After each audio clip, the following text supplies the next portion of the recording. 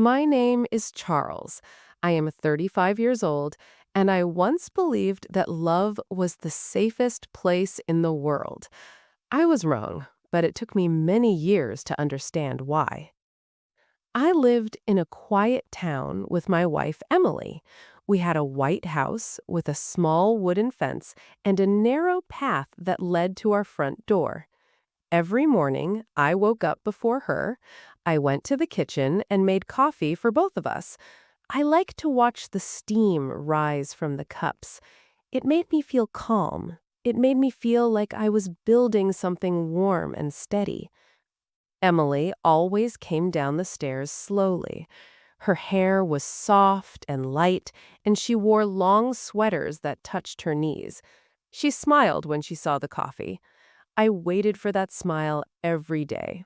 It was the first good thing in my morning. "I made it the way you like," I always said. "Yes, you always do," she answered. Her voice was gentle, but now, when I remember it, I also hear the distance inside it. At that time, I thought our life was perfect. I worked in an investment company. I was careful with numbers. I studied the market every night at my desk near the window. I liked to feel that I was growing our future. I did not buy expensive things for myself. I saved. I planned. I dreamed. Emily loved beautiful things. She loved new dresses, soft carpets, and gold bracelets that shone under the light. I was happy to give them to her. When she walked into a room and people looked at her, I felt proud. I felt like I had done something right in my life. On weekends, we went to a small restaurant near the river. We sat at the same table every time. She ordered sweet wine. I ordered black coffee after the meal. She talked about the houses she wanted to buy one day, the countries she wanted to visit, the parties she wanted to attend. I listened and smiled. "I will give you all of that," I told her once. She reached across the table and held my hand. "I know you will," she said. That moment stayed in my heart for a long time. At home, our evenings were quiet. She watched shows on the large television in the living room. I sat at my desk and studied charts and reports. Sometimes I looked back at her. The light from the screen touched her face. She looked peaceful. I thought she was happy. I thought I was the reason. I did not see the small signs. I did not see how she checked her phone when she thought I was not looking. I did not see how her smile was wider when we talked about money and thinner when we talked about simple things.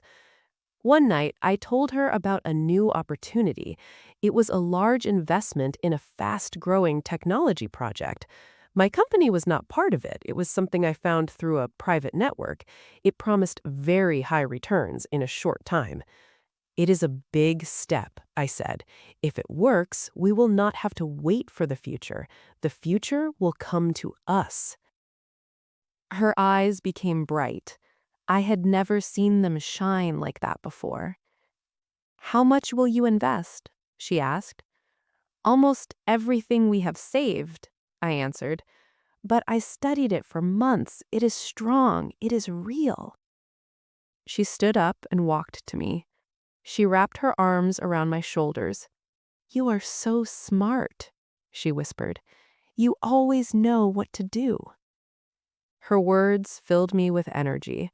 I wanted to be that man for her.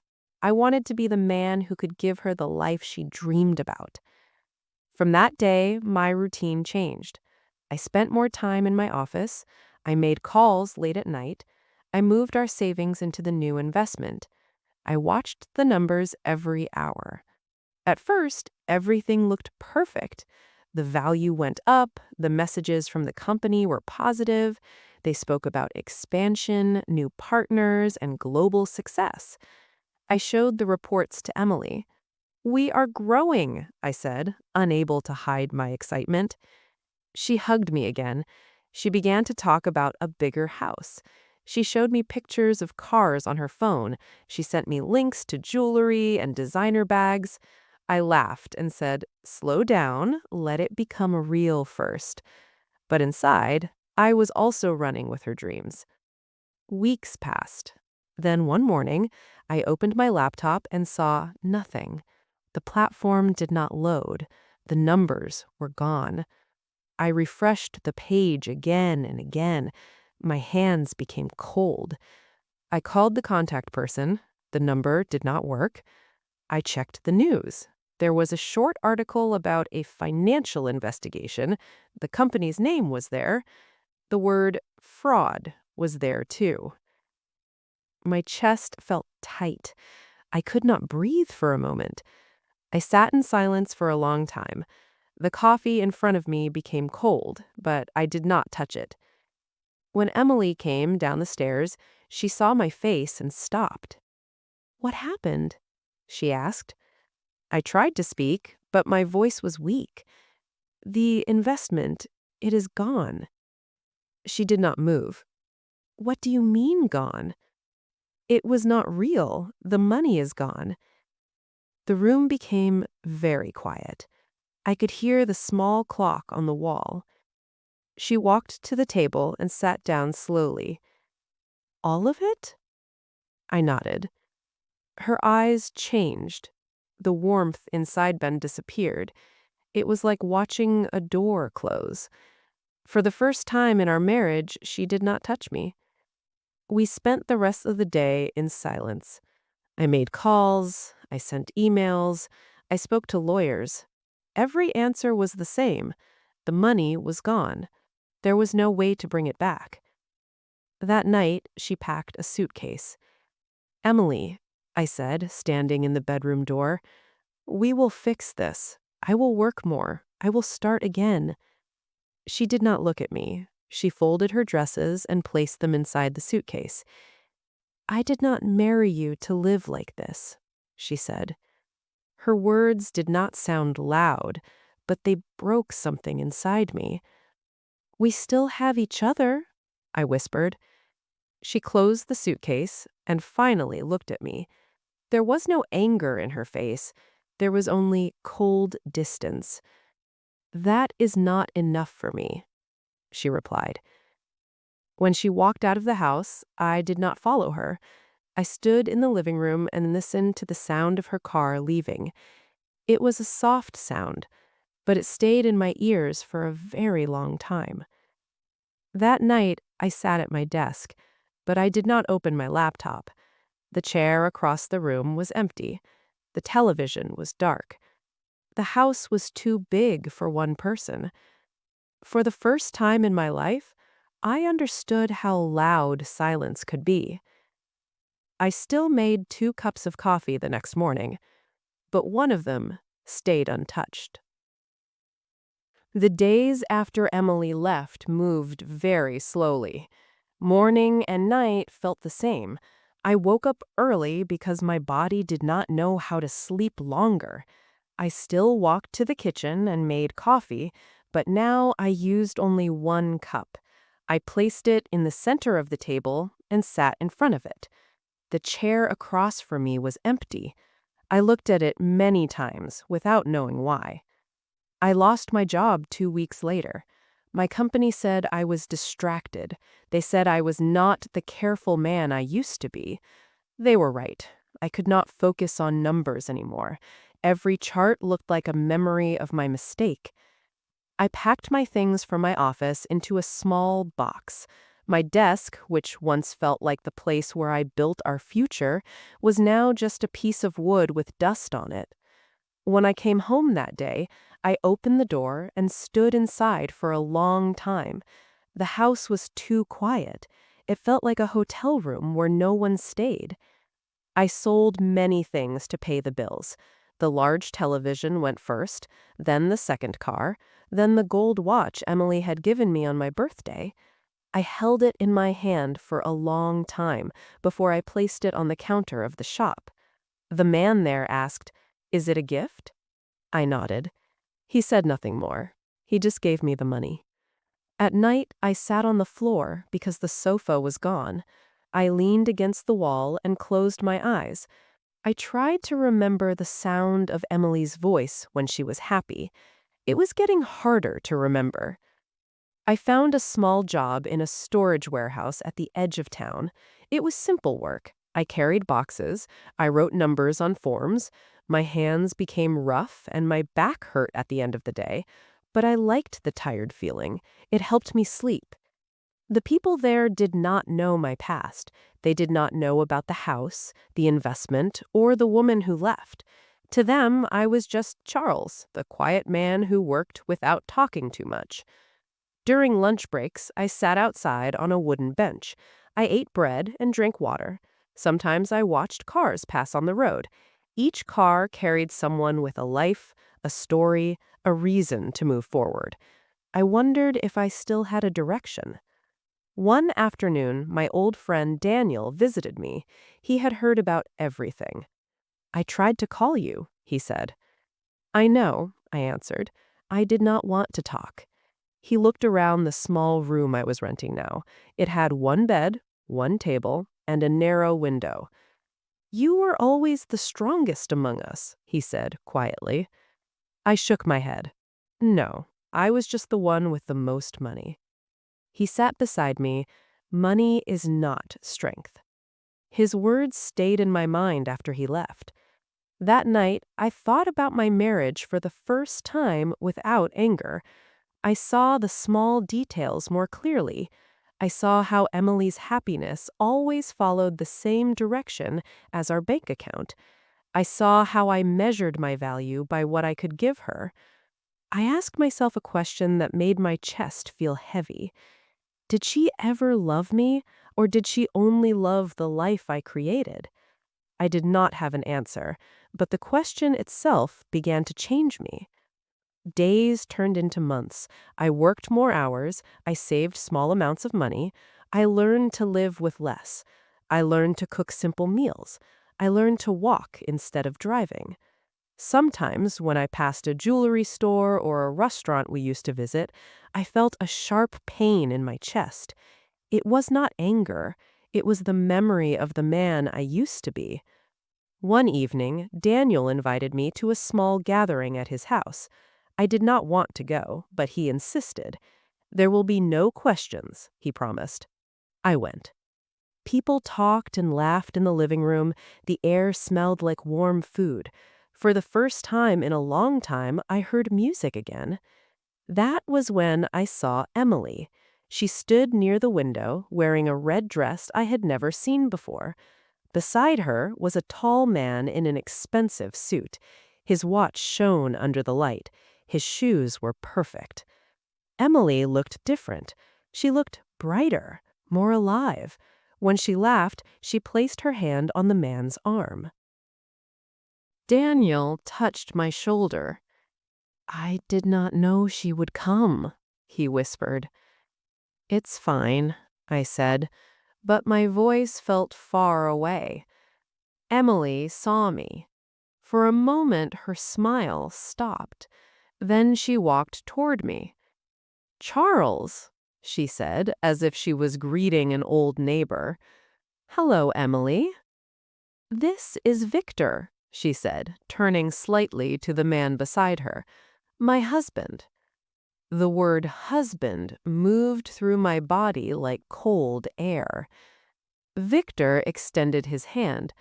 "I have heard a lot about you," he said. I shook it. His grip was strong. His perfume was expensive. "He works in international trade," Emily added quickly. "He travels a lot. We just came back from Milan." I nodded. I did not know what to say. She looked at my shirt, my worn shoes, my tired hands. Her eyes moved quickly, but I saw everything. "Well," she said, "it was nice seeing you." "Nice seeing you too," I answered. They walked away together. She held his arm again. I left the party early. Outside, the night air was cool. I walked home slowly. My chest felt empty, but not in the same way as before. For the first time, I did not want her back. That realization scared me. It also gave me a strange kind of peace. Life continued. I worked, I saved, I read books about small investments, but this time I moved slowly. I did not chase quick success. I bought a few low-risk shares with the little money I had. The growth was slow, but it was real. Every Friday evening, on my way home, I passed a small shop that sold lottery tickets. The light inside was always warm.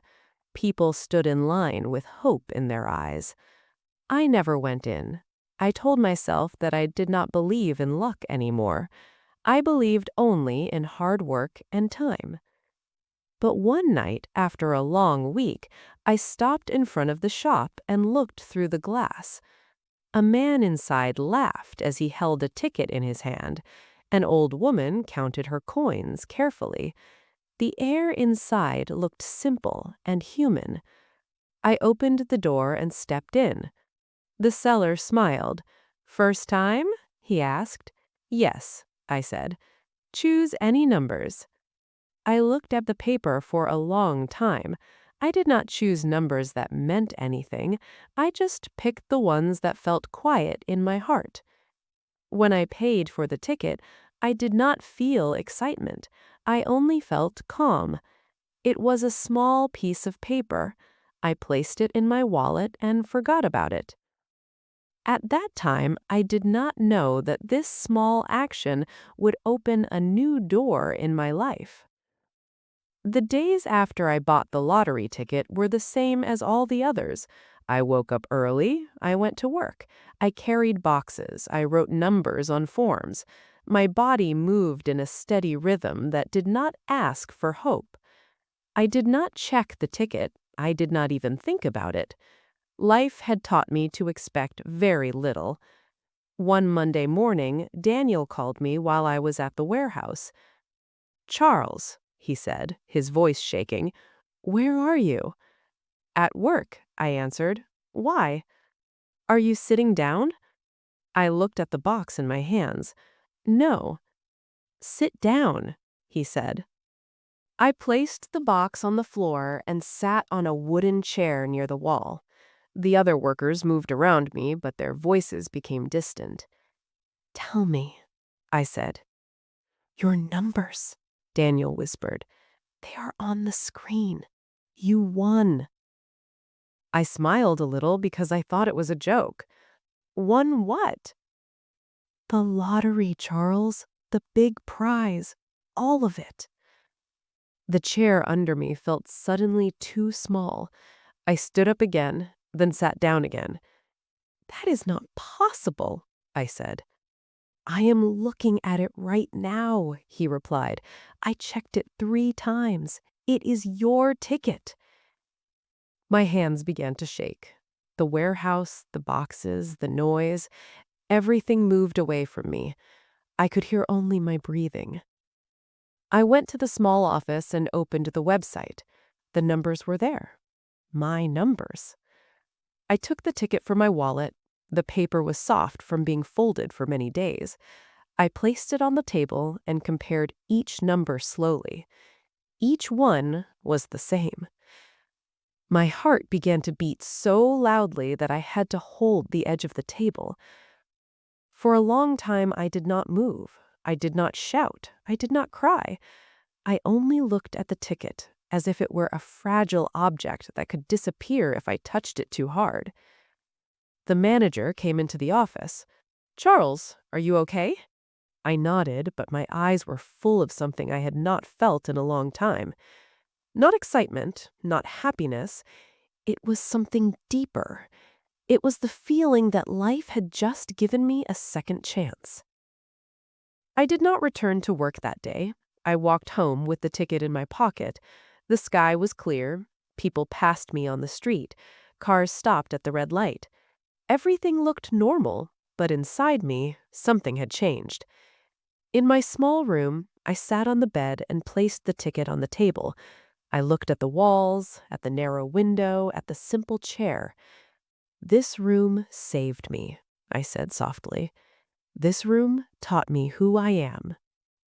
I did not think about big cars or expensive clothes. I did not think about showing the world that I was rich again. I thought about stability.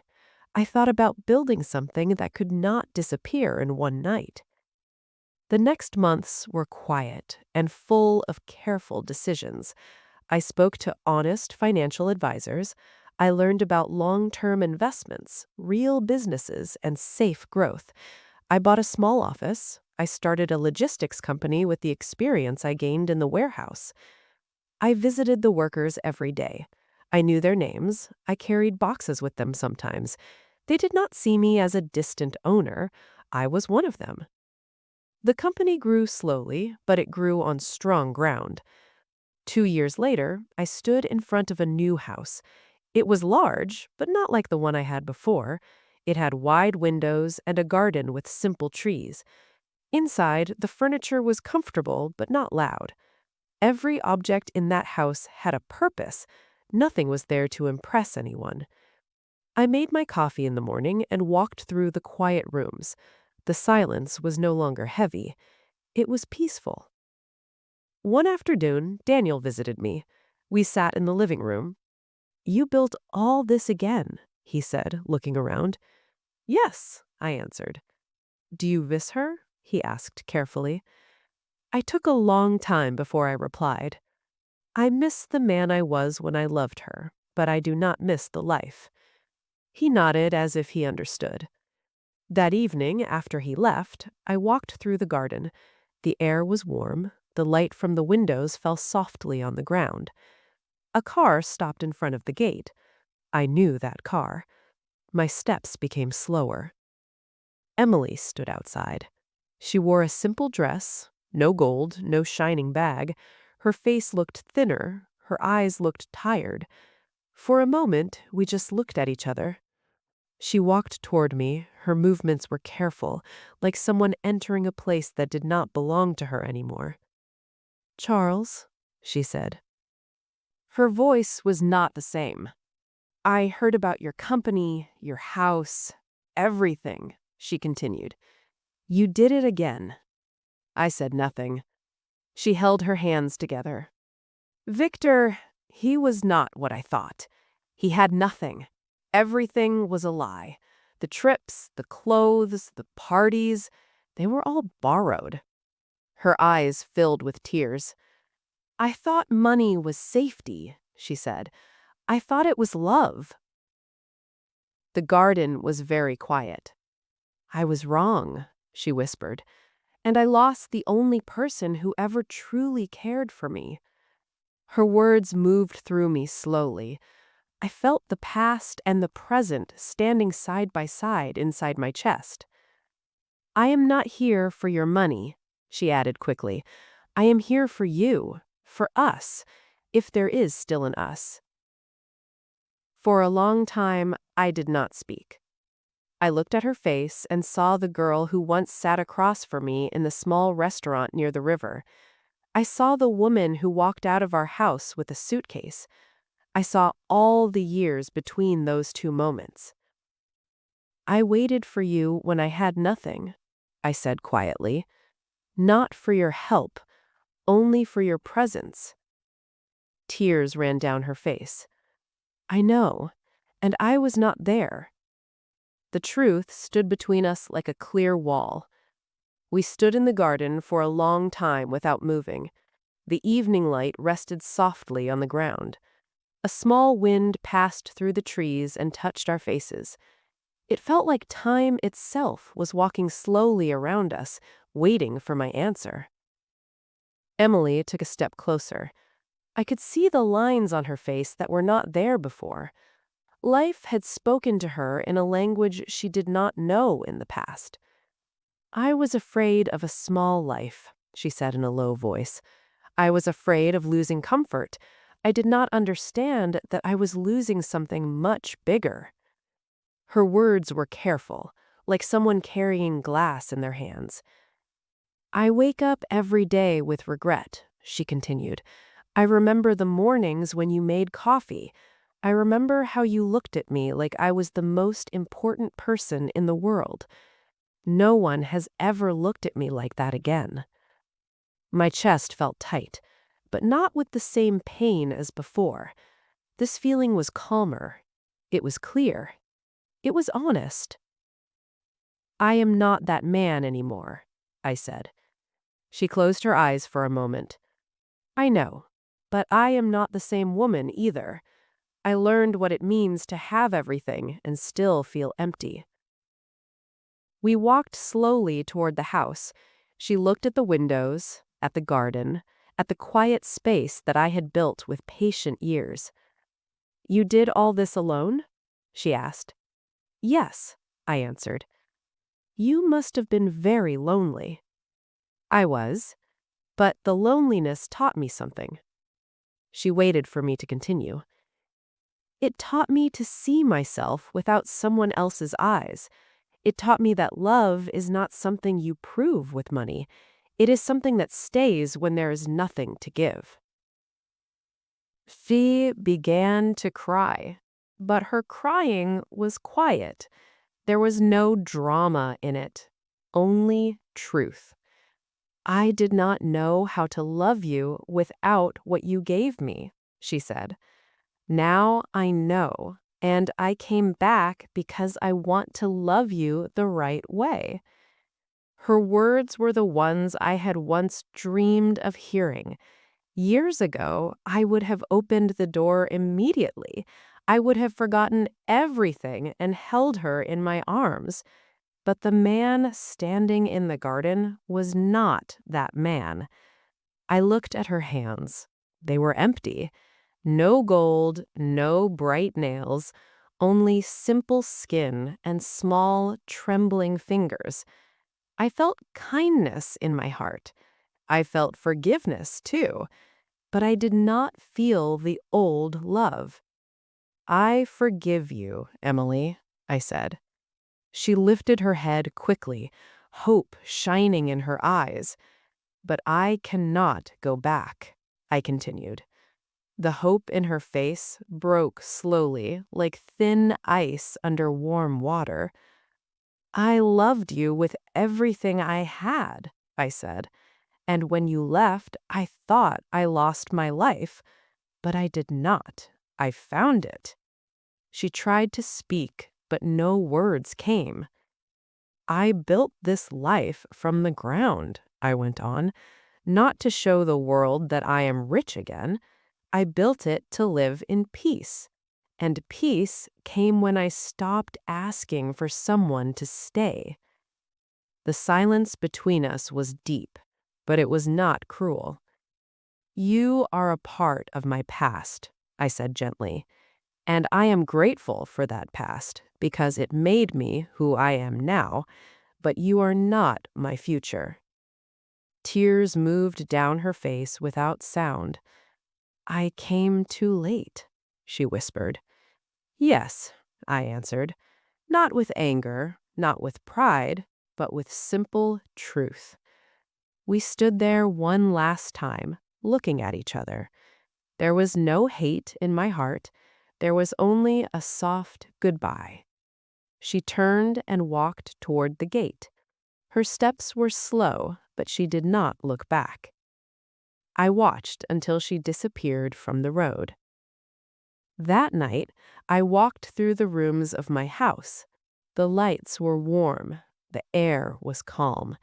I made my coffee and sat near the window. For the first time, I did not think about what could have been. I thought about what was. The boy who once believed that love meant giving everything had grown into a man who understood that love must also include himself. Days passed. Life continued in its quiet rhythm. I worked in my company. I spoke with my workers. I visited Daniel and his family on Sundays. Sometimes we laughed for no reason, and the sound filled the room like soft music. I did not feel alone anymore. One morning, I stood in the garden and watched the sun rise behind the trees. The light moved slowly across the ground and reached my feet. I closed my eyes and breathed in. I remembered the small kitchen in my old house, the 2 cups of coffee, the dreams that once lived there. I did not push the memory away. I let it stay, but it no longer hurt. It was only a chapter of my life. I understood something then, something simple and clear. Love did change me. It broke me. It taught me. It rebuilt me. But in the end, it brought me back to myself. I walked back into the house and placed a single cup of coffee on the table. The steam rose slowly into the morning air. I smiled, not because someone was sitting across from me, but because I was finally home inside my own heart. And in that quiet moment, I understood the truth that would stay with me for the rest of my life. The richest love is the one that stays, even when it has nothing to gain. And the strongest heart is the one that finally learns to choose itself.